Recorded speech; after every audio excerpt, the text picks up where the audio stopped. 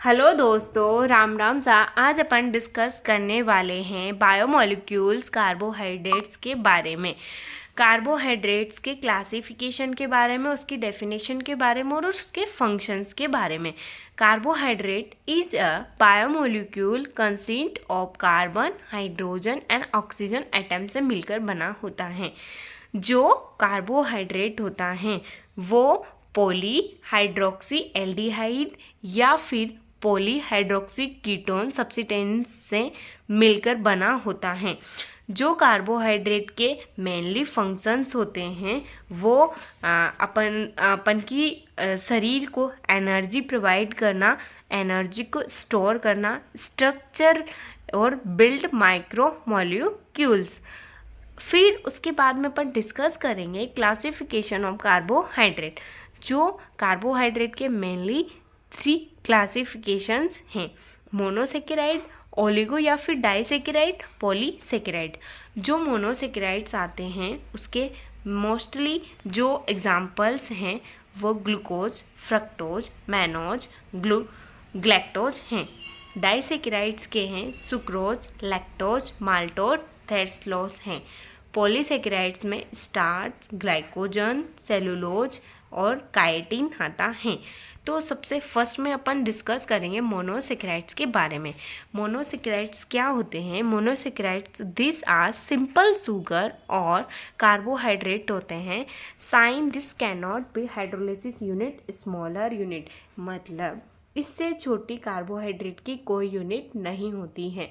सबसे छोटी जो कार्बोहाइड्रेट में हाइड्रोलिसिस के थ्रू जो यूनिट होती है वो मोनोसेकेराइड्स होती हैं।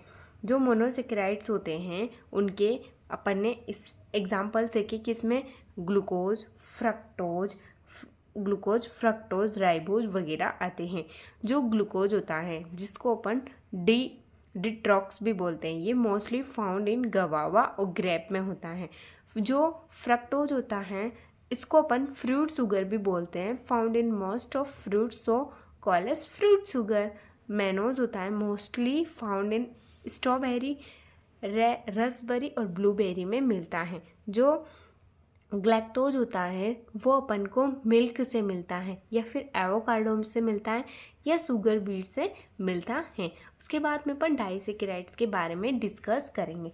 जो डाइसेकेराइड्स होते हैं वो ओलिगोसेकेराइड्स का पार्ट होता है। ओलिगोसेकेराइड्स में 2 से 10 यूनिट के मोनोसेकेराइड से मिलकर बने होते हैं।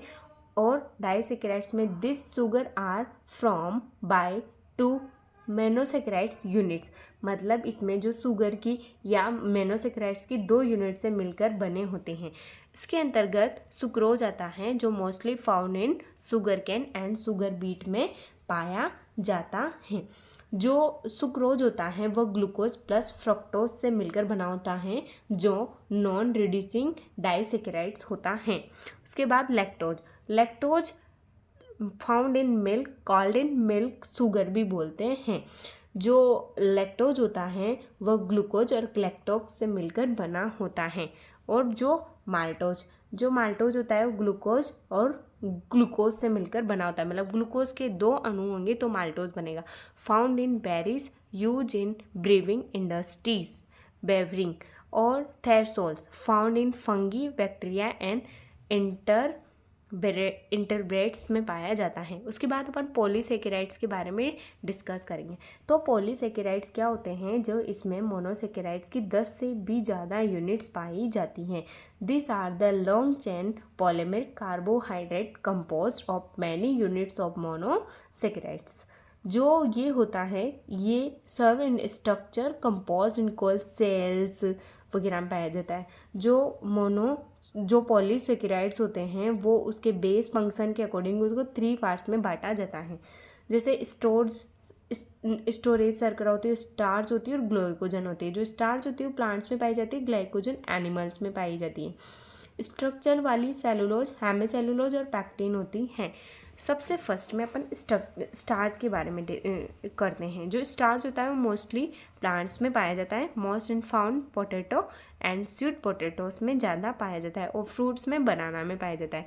फिर आता है ग्लाइकोजन। जो ग्लाइकोजन होता है वो एनिमल्स या ह्यूमन बींग्स की बॉडी में पाया जाता है। ये स्टोर करता है एनर्जी को in animal, fungi and bacteria. जो सेलुलोज होता है की structure component of plant cell wall. और जो काइटिन होता है major constituent in cell wall and fungi. जो काइटिन होता है फंगस के जो बाहरी आवरण होता है उसको बनाने का काम करता है। तो आज अपन ने डिस्कस किया कार्बोहाइड्रेट की डेफिनेशन और उसके क्लासिफिकेशन के बारे में। तो जिसको भी इसके आगे वाले बायोमोलिक्यूल्स पढ़ने हैं तो वो कमेंट करें, मेरे वीडियो को शेयर करें, लाइक करें, सब्सक्राइब करें। Thank you guys.